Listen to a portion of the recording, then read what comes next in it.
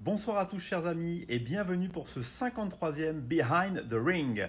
Nous avons le plaisir aujourd'hui de faire honneur à une femme boxeuse en la personne de mademoiselle Licia Bouderza, championne du monde IBF WBO, championne d'Europe EBU, championne de France de boxe anglaise.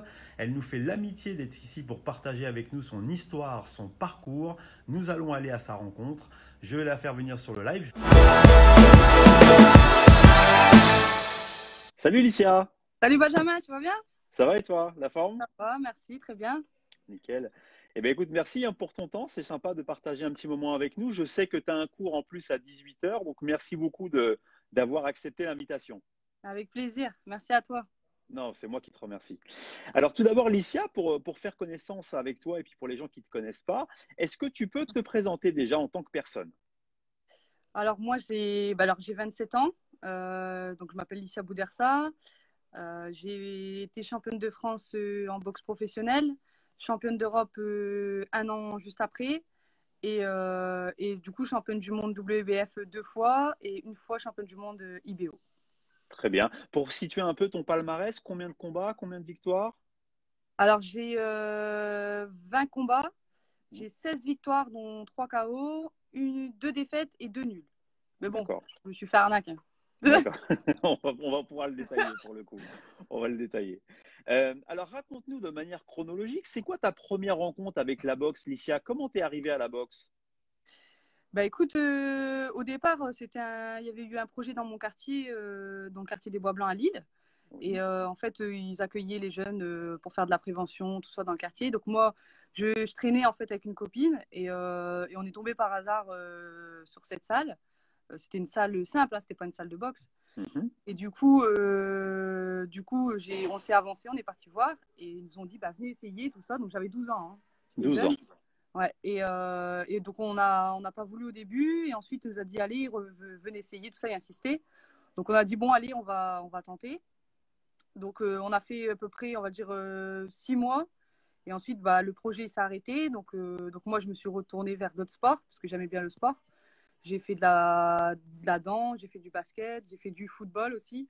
Mhm. Et j'étais aussi à l'école de musique. Je faisais de la guitare Ouais. qui était là, juste derrière la salle, en fait. Donc voilà. Et ensuite, donc là, ça a duré 6 mois. Donc c'est vraiment une initiation. C'est pas de la vraie boxe. Et ensuite, quand j'ai vraiment repris la boxe, et en 2010, donc la saison 2010-2011, avec mon coach Houssine Soufi, mon coach actuel toujours. Et en fait, il nous a proposé ses cours de boxe dans le quartier. Donc là, c'était vraiment un club de boxe qui ouvrait.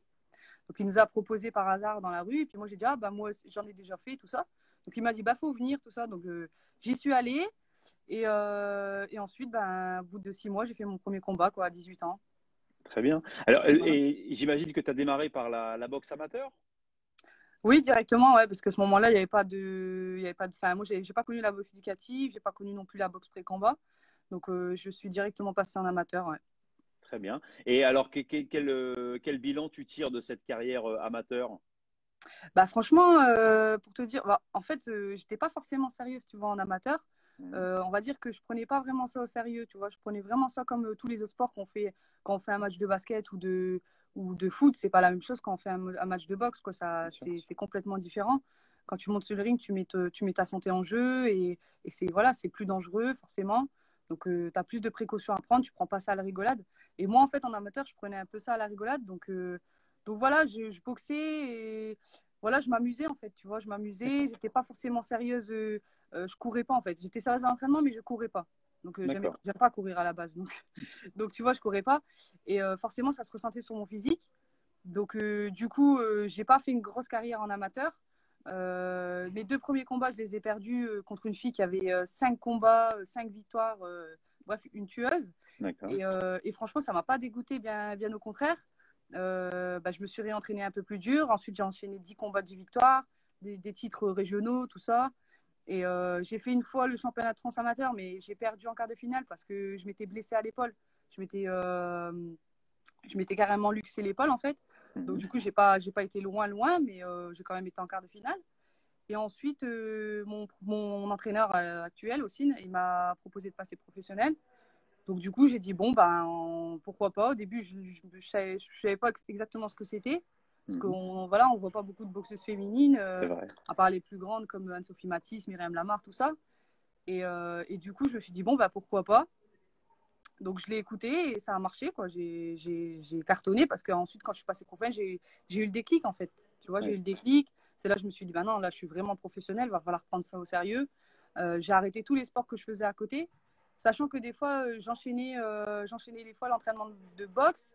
Derrière, j'enchaînais directement l'entraînement de basket.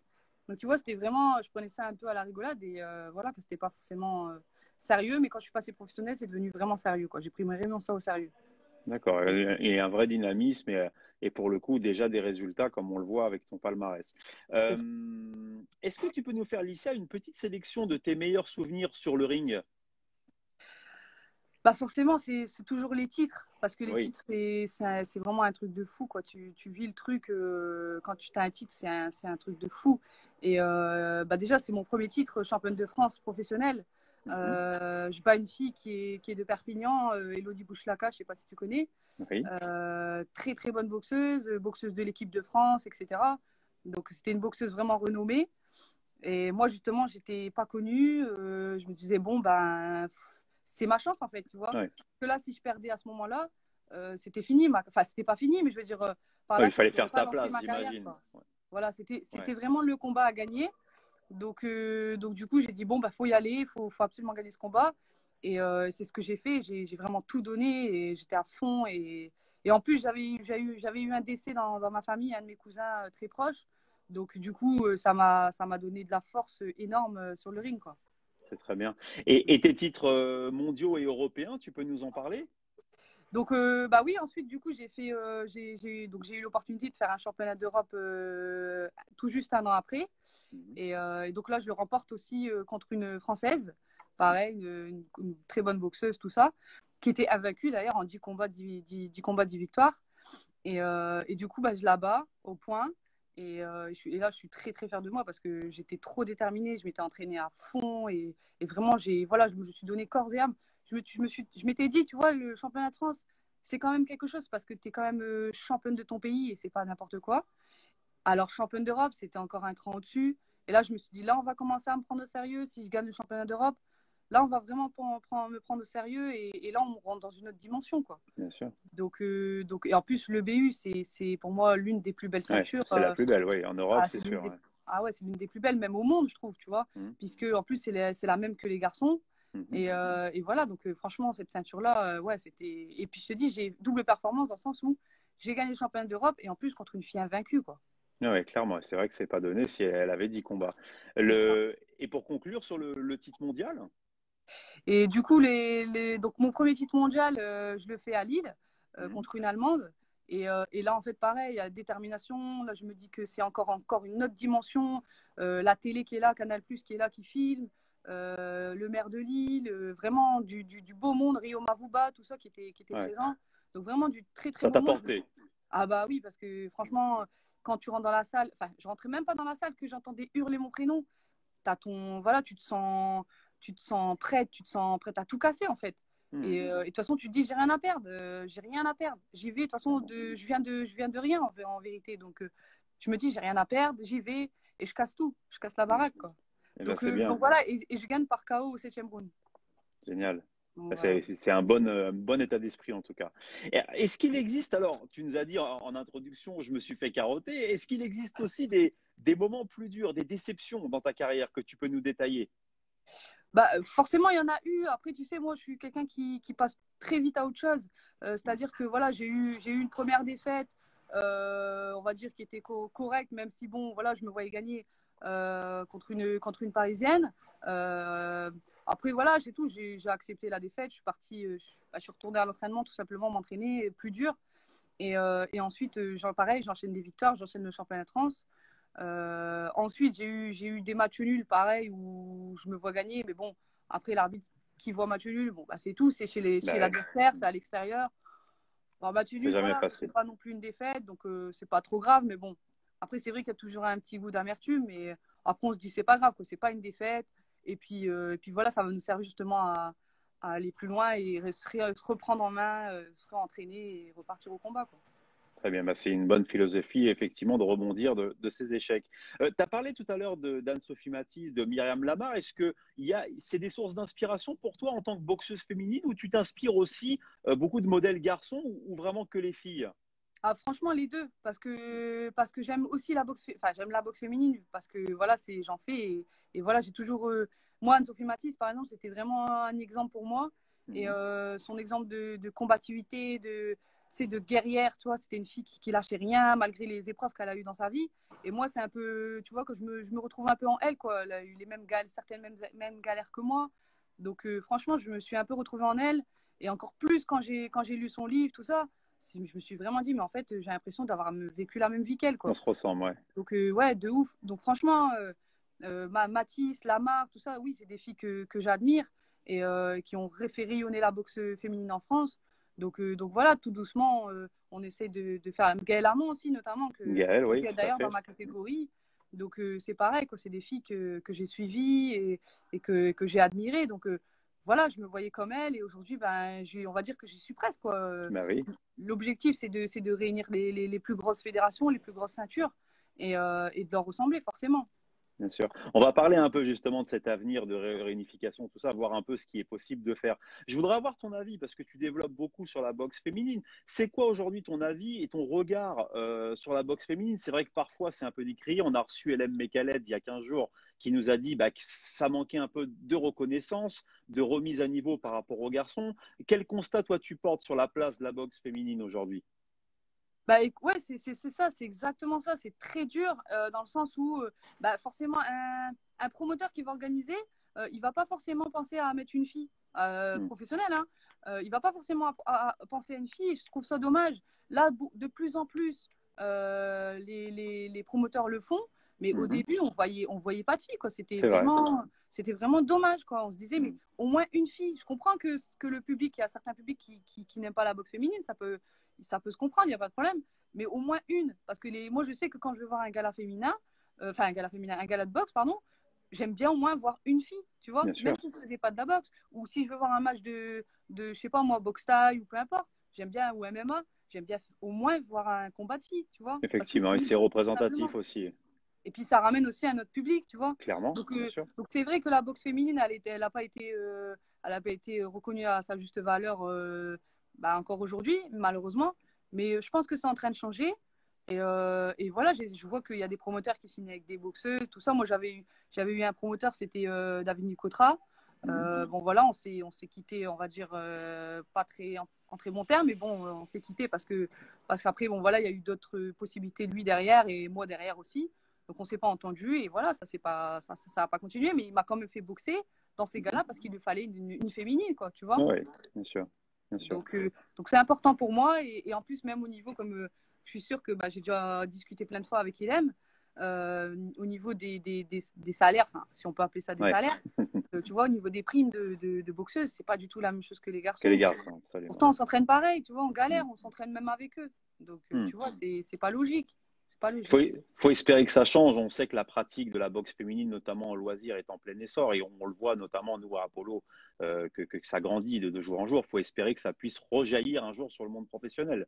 Ouais, c'est ça. En fait, j'ai entendu plusieurs choses là qui se sont passées même pendant le confinement. J'ai vu plusieurs boxeurs parler de ça, de statut de boxeur professionnel, Mm. tu sais, même pourquoi pas, j'ai entendu intermittent du spectacle, pourquoi pas. Mm. Ils ont été rémunérés pendant le confinement parce ils travaillaient pas. Donc, Bien sûr. ils sont payés que quand il y a des spectacles. Donc, nous, c'est un peu la Mm. même chose.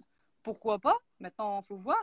Après, c'est vrai que, comme il dit Zakaria Atou, si on bouge pas, Oui. nous, les boxeurs, personne ne bougera pour Bah, nous, c'est ça c'est sûr. sûr. Ouais. Ça c'est Ouais. clair. Donc, c'est vrai qu'à un moment donné, faut que nous, on se bouge et qu'on dise non, c'est plus possible. Quoi. Faut se réveiller, faut se battre pour nos intérêts.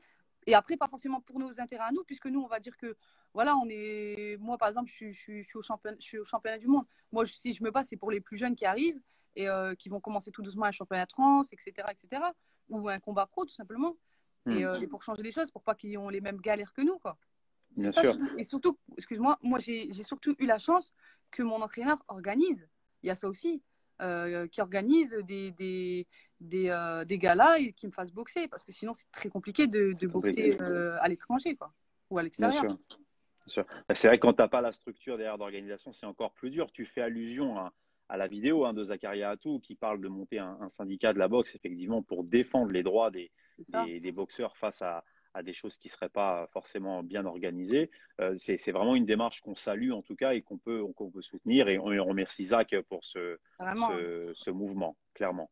Ouais, ouais. Mm. Pour parler un peu technique, Licia, je voudrais que tu peux te décrire un peu ton style. Raconte-nous un peu, donne-nous tes points forts, tes pistes d'amélioration. Parle-nous un peu de ta technique. Comment toi tu te vois en tant que boxeuse? C'est secret, ça.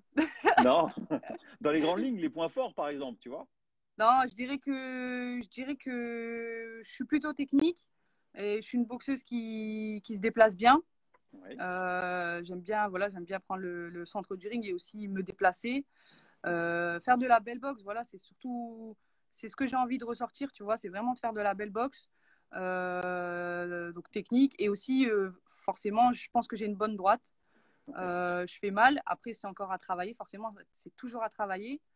Et voilà quoi, donc je dirais plus ça. Ouais. d'accord. Très bien. Alors, pour parler un peu donc, du présent et du futur, donc c'est quoi tes ambitions dans les mois, les prochaines années à venir? Raconte-nous un peu quels sont tes objectifs pour ce qui va arriver dans les prochains temps. Bah écoute, donc moi je te disais j'ai la ceinture WBF et la ceinture IBO. Oui. Forcément l'objectif c'est d'aller chercher les grosses fédérations WBA, WBC, enfin IBF et WBO aussi. Donc il y a une Canadienne Jelena Emergenovic qui est championne Mhm. dans ma catégorie en plume, qui a la WBC et la WBA. Mhm. Donc forcément, elle, c'est mon objectif. Donc après, voilà, après, c'est toujours la même histoire. Il faut organiser, il faut les Ouais. fonds, il faut la faire venir, il faut déjà qu'elle accepte. Ça reste compliqué, tu vois. C'est encore, on rentre encore une fois dans la box business un peu. Et, et le truc, c'est que voilà, faut vraiment trouver les fonds. Mon entraîneur, il me dit que y a vraiment possibilité si on arrive à trouver des bons sponsors, et que ma ville, elle nous suit, parce qu'elle nous a toujours Mhm. suivis jusque-là. La métropole, tout ça, tu vois, il y a vraiment moyen de faire un gros truc et d'aller chercher ces ceintures-là, quoi. Clairement. Eh bien, écoute, c'est un bon objectif. Justement, tu parles de la métropole lilloise et du quotidien. À côté de la boxe, j'imagine que tu as un emploi. Donc, raconte-nous ce que tu fais et puis le lien que tu peux avoir aussi avec la métropole qui te soutient, je crois aussi. Oui, oui, oui, bien sûr. Bah, écoute, moi, je suis éducateur sportif à la ville de Lille. Oui. Donc, j'ai des contrats qui sont renouvelés au fur et à mesure, quoi, on va dire. Je t'avoue que c'est un peu compliqué parce qu'il n'y a pas vraiment d'embauche. Après, voilà, ça reste toujours en négociation, quoi. Et après, la MEL, bon, voilà, nous soutient au niveau subvention, etc. C'est grâce à ça que je peux boxer, quoi. Sinon, le club ne pourrait pas organiser et je ne pourrais pas boxer. Donc, en quelque sorte, il m'aide aussi par rapport à ça. Et du coup, je suis ambassadrice de la métropole, quoi. Donc, D'accord, oui, effectivement. donc voilà. Donc, Très bien. voilà, c'est un partenariat, quoi. J'entends. Est-ce que tu as déjà réfléchi à l'après-carrière, Alicia, ou pas encore? Est-ce que tu sais ce que tu aimerais faire plus tard? Vers quoi tu veux te reconvertir? Tu as déjà pensé à ça? Oui, oui, bah oui, forcément, parce que je sais que la boxe, ça va pas durer éternellement et Eh oui. qu'à un moment donné, il faut penser à la suite. Donc, oui, franchement, je t'avoue que j'y pense de plus en plus. Ouais, j'ai des projets, pourquoi pas. Il y a plusieurs projets qui viennent en tête. Ouvrir une salle. Mhm, Après, voilà, il y a vraiment plein de projets autour de moi. Pourquoi pas ouvrir un restaurant si ça marche, tu vois. mhm. Après, voilà, c'est à réfléchir et surtout, bah, voilà, mettre un peu d'argent de côté, surtout, et essayer de construire mon projet tout doucement, quoi. Sans se jeter non plus dans la gueule du loup, tu vois. Bien sûr. Ouais, prendre son temps, c'est Mais important. ouais, je pense que c'est important de penser toujours à après, quoi. Ça, c'est clair. Surtout dans notre sport, je crois. C'est clair, c'est clair. Ouais. Écoute, Licia, je voudrais te remercier pour le temps que tu as passé avec nous. Je rappelle à tout le monde que tu vas donner un cours là à 18 heures et que tu as gentiment Exact. accepté de pouvoir travailler, de discuter un peu avec nous. Je voudrais souhaiter vraiment le meilleur pour ta carrière, Merci beaucoup beaucoup. de bonne chance, beaucoup de force pour ce que tu feras dans les prochaines années. Et si tu veux dire un petit mot à nos spectateurs bah, pour clôturer.